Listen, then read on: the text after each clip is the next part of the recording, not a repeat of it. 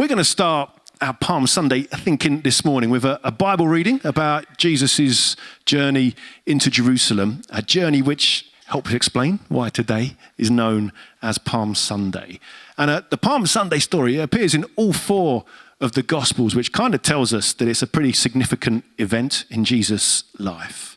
But for today, we're just going to pick one of them. We won't have all four readings back to back. That would be excessive. We're going to pick the one which is coming from Luke's Gospel today. So we'll see how Luke describes the events of what happens. After Jesus had said this, he went on ahead, going up to Jerusalem. As he approached Bethphage and Bethany, at the hill called the Mount of Olives, he sent two of his disciples, saying to them, "Go to the village ahead of you, and as you enter it, you will find a colt tied there, which no one has ever ridden. Untie it and bring it here. If anyone asks you, 'Why are you untying it?' say, 'The Lord needs it.'" Those who were sent ahead went and found it just as he had told them. As they were untying the colt, its owners asked them, "Why are you untying the colt?" They replied, "The Lord needs it." They brought it to Jesus, threw their cloaks on the colt, and put Jesus on it. As he went along, people spread their cloaks on the road. When he came near the place where the road goes down the Mount of Olives, the whole crowd of disciples began joyfully to praise God in loud voices for all the miracles they had seen. "Blessed is the King who comes in the name of the Lord. Peace in heaven and glory in the highest." So, Jesus and his disciples, they're approaching these two villages called Bethany and Bethphage, and starting at the bottom right on the screen there. They're going to follow that red line all the way up to Jerusalem. And I say all the way, it's only really a couple of miles from Bethany up to Jerusalem. So perhaps maybe from here to sort of just beyond Swan Island, not that long a walk for these 20, 30-something Jesus and his disciples and so on. An easy walk perhaps for those seasoned travelers to make. And yet they don't walk. Jesus instead makes a point of requesting a donkey ride into town. I guess it's like the Uber of his day, perhaps. He sends two of his disciples to go and get the donkey, presumably from Bethany, the first of these two villages, as that's the nearer of the two where they're coming from. And that in itself perhaps might be interesting, because as we were looking at the other week, if you were here, Bethany was this village whose name means house of the afflicted, probably because it was a leper colony in Jesus' day. So from the start of his journey, Jesus, it would seem, deliberately begins in Bethany, deliberately begins in this house of the afflicted, deliberately, it seems, empowering those who the rest of society would perhaps choose to shun, to instead play a major part in this significant day. Indeed, the disciples are told that if anyone asks, the Lord needs it, the Lord needs this donkey. That's all they need to say to the donkey's owner, which again implies this relationship, this familiarity, I suppose, with Jesus, a friendship between Jesus and those in this village of Bethany. They know who he is. What's more, we're told that Jesus specifies that the donkey is to be a colt, a young donkey, one which has never been ridden. And that's probably why in some of the gospel accounts, in that little clip there, if you were sharp-eyed, there were two donkeys that appear. It's probably the mum donkey who may have come along for the ride as well as a comfort for her younger one on perhaps their first big trip out. And so Jesus, we're told, rides this colt, this young donkey, into Jerusalem. Now we're told the people spread their cloaks on the ground, a sign of respect and deference, perhaps. And in other Gospels, we're told that they also waved palm branches, ancient symbols of triumph and support, a bit like football supporters waving their scarves or flags, I guess, to support their team. Why this sense of triumph, though? Why this sense of celebration? Well, because it seems the crowd sensed that this was Jesus' moment, his arrival as a coming king. Indeed, we're told this, that the whole crowd of disciples began joyfully to praise God in loud voices for all the miracles they'd seen. Blessed is the King who comes in the name of the Lord, which you might recognize as a quote from that psalm that we started the service with, Psalm 118, which was seen as a prophecy about Jesus coming as king, as this Messiah figure. Now, all this was taking place in the week leading up to the Passover festival in Jerusalem, a massive festival celebrating the ancient Israelites' escape from slavery in Egypt, but with the Jewish people now being under control of the Roman Empire. Well, you can imagine the atmosphere and the kind of political edge to it all. People desperate to be liberated from the Roman Empire, just as they had been liberated from Egypt generations before. And Jesus was seen by many as the one to do that liberation. Some of the other Gospels record the people as shouting, Hosanna, which means save us, if you like, from the oppression of the Romans. How would Jesus save people from oppression? Well, while some would have wanted Jesus to be this fighter, this warrior king, and lead a violent rebellion against Rome, as is probably said every year on this Palm Sunday, the liberation that Jesus had come to lead and the kind of king Jesus had come to be was the exact opposite of a warrior who'd win through violence. And the clues for that, I think, are all there, not least in the fact that Jesus chooses to ride into town, not just on a donkey, but on the colt of a donkey. A donkey, we might say, a couple of sizes too small for him. It's a bit like, I guess, a kind of clown riding a kid's bike into a circus. It's that kind of idea. It's deliberately farcical. This slow, lolloping, plodding little donkey. Hardly the choice of a bruiser who'd come to take on the Roman Empire by force. Instead, it seems, it's Jesus' way of sending up, of satirizing, of using a kind of comic image, really, to undercut all of the pomp and the power and the privilege of the establishment. What kind of king rides a donkey? Well, Jesus does. For Jesus, he'd come not as a superior king, but as a servant king, not to take power, but to empower, not to control, but to care, not to instill fear, but to implore forgiveness. Jesus comes as the one who turns everything upside down so that the last and the least are instead the first and the foremost in his thinking. It's a radically different, radically peacemaking approach to life, calling us to treat others as we would want to be treated, regardless of how they've treated us.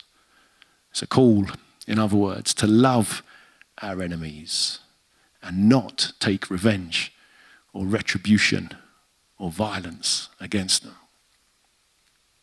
And the donkey stuff, well, I guess in requesting this ride, it seems Jesus is clearly aware of an ancient prophecy in the Old Testament book of Zechariah, which says this. It says, "See, your king comes to you, righteous and victorious, lowly and riding on a donkey, on a colt, the foal of a donkey."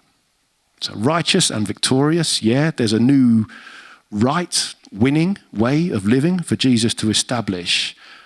But that's not done by domination or decree, not through weapons or war, but as it says here, through being lowly, through identifying with the least, the last, the lost, the afflicted in Bethany and so on, so that domination and darkness and death can be overcome by light and love and life. That's the way of Jesus, a way recognized by his disciples following him, who declared these words: "Peace in heaven and glory in the highest." Words which you might think echo the message of peace that the angels brought at Jesus' birth. The message of peace, if you like, bookends Jesus' whole life. Now, as we look at Jesus' life, none of this approach, though, towards peace, towards liberation and so on, none of that, I don't think, should surprise us. Because it's Jesus who tells us not to take revenge, even revenge that we might think is proportionate and justified, like an eye for an eye. Instead, we're to love our enemies and pray for those who persecute us, because, as Jesus said, blessed are the peacemakers. It's Jesus who tells us not to tot up the number of times we forgive someone, but to keep on forgiving until we lose count, effectively. It's Jesus who says that when someone hits us on the right cheek, don't fight back, but turn to them the other cheek as well. It's Jesus who, when Peter pulls out a sword and with a good aim, chops the ear off one of those who'd come to arrest Jesus in the Garden of Gethsemane, Jesus says, no more of this, before he heals this guy's ear. And he follows it up by saying, look, put your sword back in its place. For all who draw the sword will die by the sword. Highlighting that ultimately violence only leads to more violence. Now, he lives in a violent world, and at times, yes, Jesus uses the language of violence sometimes to make his point. So, for example, in Matthew's Gospel, we read of Jesus saying this, that I have not come to bring peace, but a sword, which sounds weird, sounds inconsistent thing for Jesus to say. And yet in a parallel passage in Luke's Gospel, this idea of a sword is not literal, it's a metaphor. Because in Luke, he puts it like this. He says, do you think I've come to bring peace on earth? No, I tell you, but division. Now, division, though?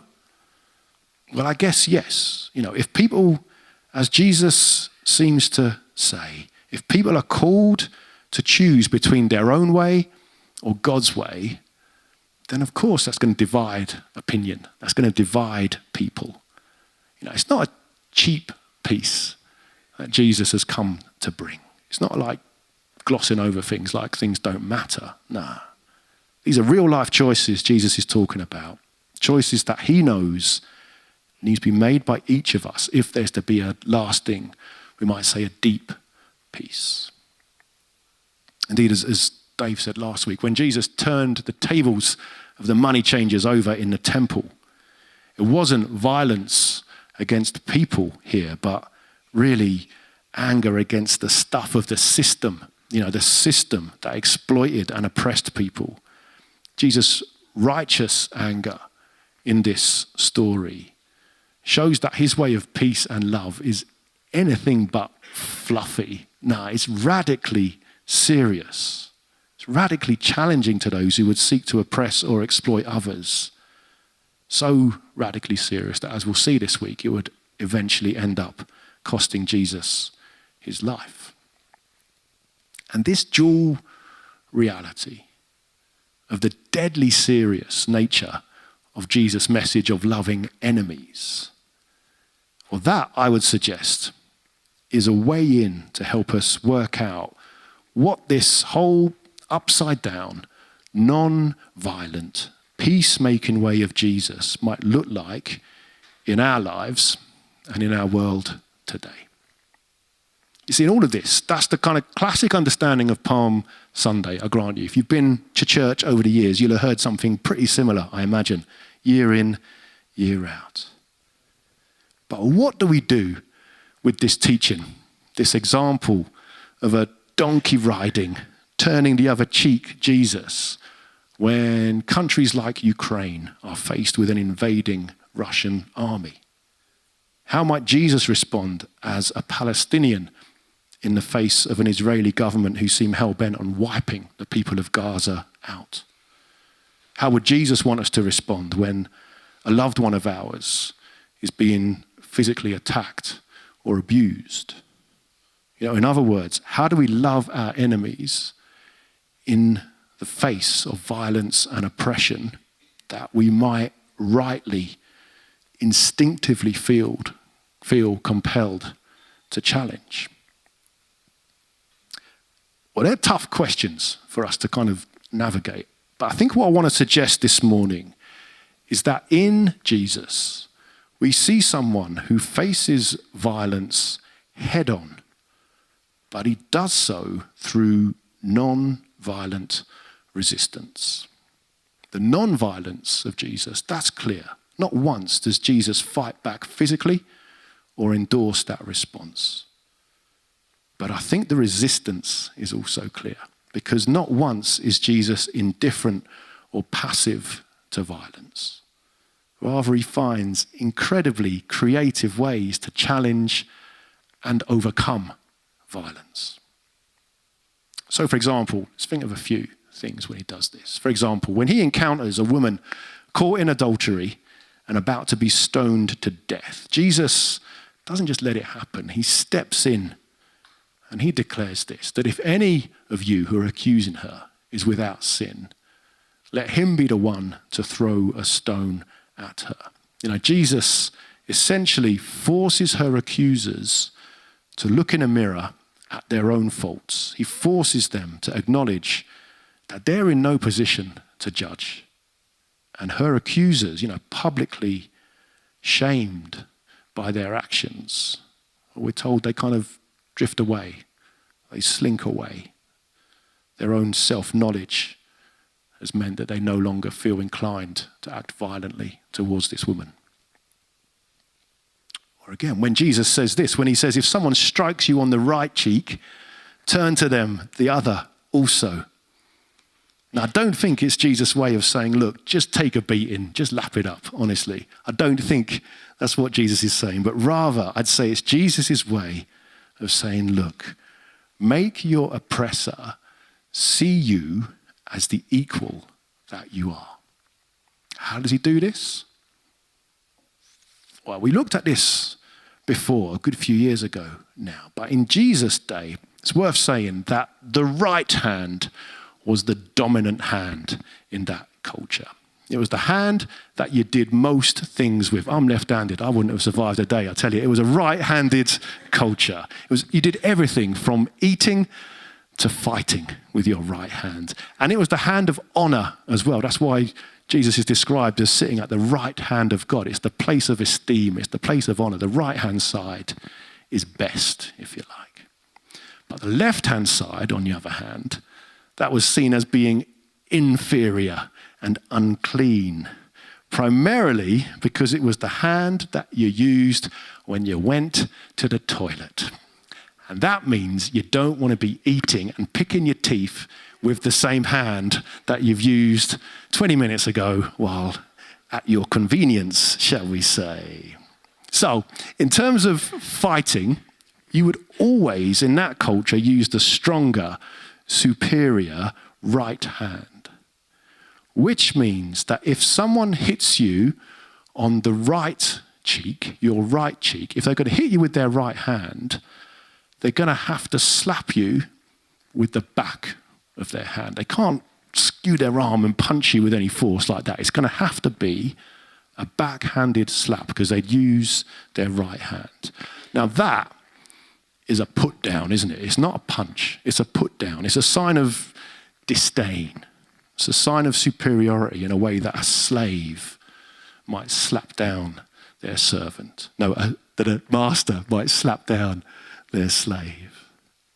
Turning the other cheek, though, if you turn your left cheek to your oppressor, now the oppressor would again use their right hand, but here it would either need to be a palm slap to your left cheek, or it would need to be a proper punch, wouldn't it? Now, a palm slap, not a back of a hand, but a palm slap would say, you hurt me. You've hurt my feelings here. How dare you? You've hurt me in that sense. Whereas a punch would say, I'm going to need to deck you here because I'm scared that you might deck me back if I don't hit you hard enough.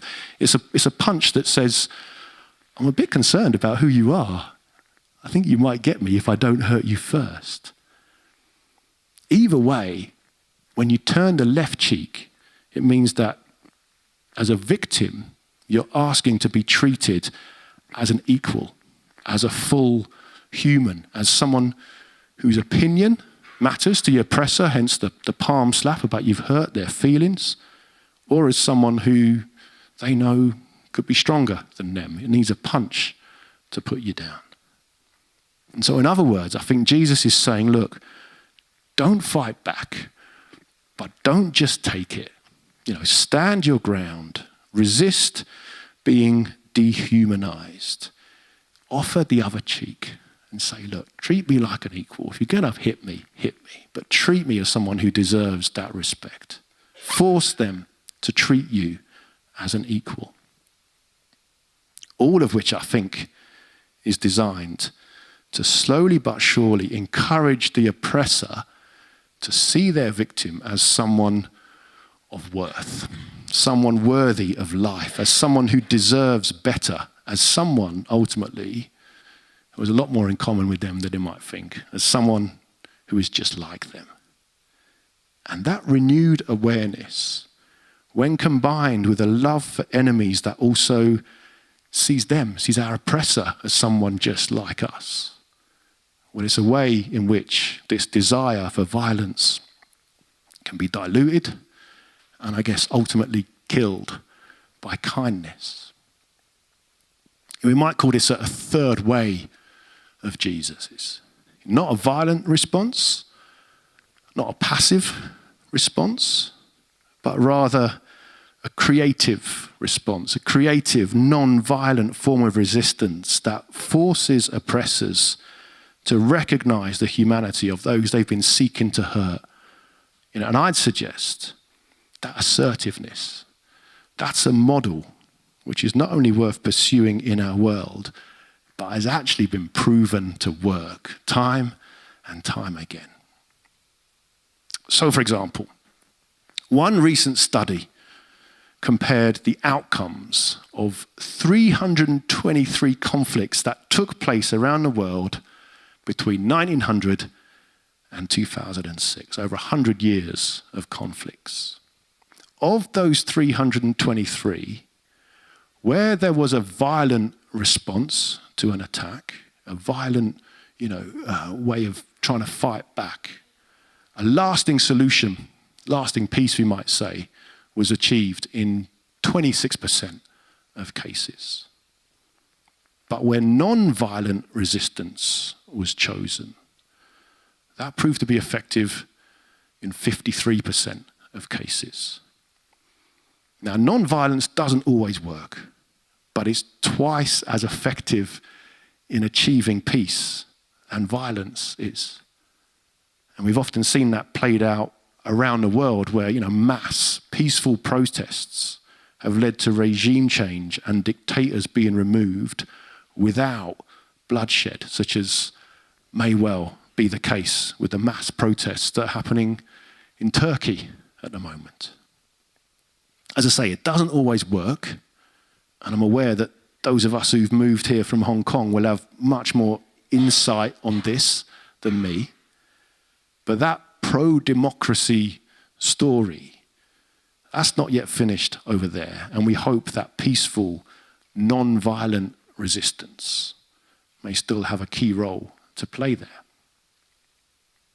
So if we think, for example, though, in terms of the Russian invasion of Ukraine, I'm not going to stand here and I wouldn't dream of condemning Ukraine for fighting back. I'm not in their shoes. I don't know what that feels like. Wouldn't condemn Ukraine for seeking international support and weapons. But one of the frustrations of that conflict is when it appears that the UK and others haven't necessarily pursued creative, non-violent forms of resistance with as much urgency as they have with supplying weapons. So, for example, economic sanctions against Russia, that would seem to be one of the ways to enact non-violent resistance in order to limit Russia's capacity for violence. And at some level, these sanctions, they've been in place for a while now. But it seems we haven't managed to do what we haven't managed to do as effectively is limit the way in which those sanctions can be undermined or circumvented. For example, while the UK's export of vehicles to Russia has almost completely stopped in the last few years, as this table shows, if you can see that, during the course of the war, UK vehicle exports have gone through the roof to countries neighbouring or sympathetic to Russia. And it's not difficult to predict where these vehicles end up being delivered to. Not only might these exported vehicles and the technology they contain be used or adapted for military use, they also risk undermining the way in which sanctions are designed to limit the supply of what everyday Russians need to lead a normal life, so that they might then be provoked into rising up in peaceful protests against their rulers. Sanctions are a good idea, but it needs commitment to make them work in a way which brings lasting peace. With Russia, Ukraine, with Israel, Gaza, with other areas of conflict around the world, I'd suggest there's much more that could be done by other nations to empower local people towards non-violent resistance, whereas we often seem far too quick to supply weapons, thinking that this is the best or only way to resolve a conflict.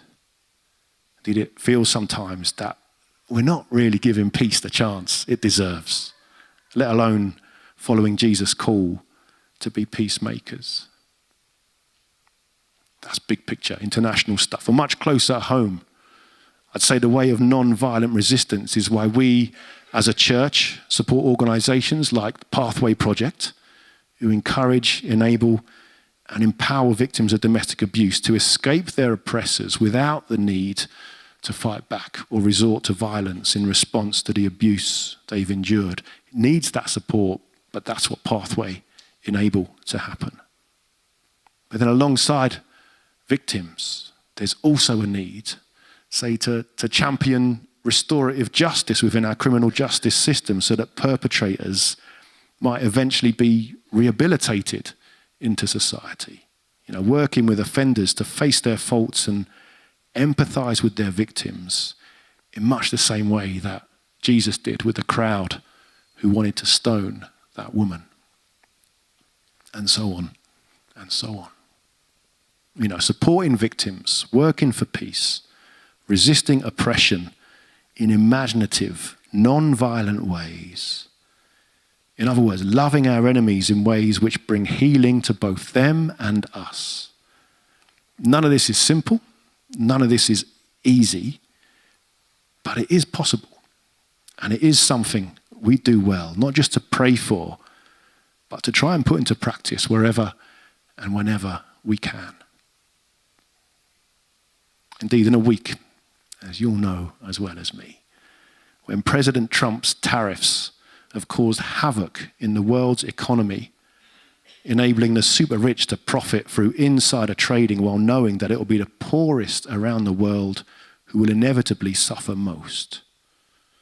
Just want to leave us with a quote from an American writer and pastor by the name of Brian Zand. He's writing with reference to America in particular. But it seems to me, in light of the donkey riding Jesus' example of non-violent resistance and radical love, I figured his words were relevant for us as we begin this Holy Week. He says this. He says, it's not the task of the church to make America great again. The contemporary task of the church is to make Christianity countercultural again. And once we untether Jesus from the interests of empire, we begin to see just how countercultural and radical Jesus' ideas actually are. Enemies, love them. Violence, renounce it. Money, share it. Foreigners, welcome them. Sinners, forgive them. These are the kind of radical ideas that will always be opposed by the principalities and powers by which the followers of Jesus are called to embrace, announce, and enact. Amen.